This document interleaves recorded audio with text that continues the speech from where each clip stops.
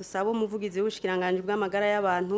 yabajijwe ikijanye n'amadoze y'incanco umwana yohabwa ngira yotanga umuco. Igihugu cy'ubundi kirakezwa cyane kirashimirwa cyane ko kiri mu bihugu vya mbere vyitabirira ugucandaga ibibondo kiri mu bihugu vya mbere kandi ni vyiza cyane kuko hakuvura wokinga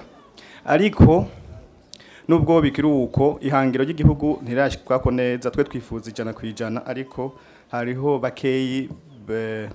bivuye ku myemerere yabo n'ibindi usanga batacandagisha ibibondo vyabo ni naco gituma yabaje gituma hakogwa amasekeza kandi hariho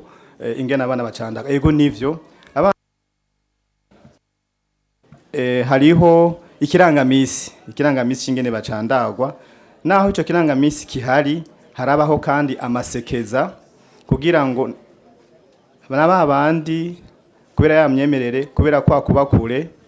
kubera bya bindi bituma batashikirwa tubasanga iyo bari tubasanga kw'ishure nabo bacandagwe. Ahanini Honorine yabajije ati mbega umuntu aba yarakurikije rujya rutonde rw'icanco iyo bazanye ayo masekeza biba bimuraba mu majambo ego biba bimuraba murakoze.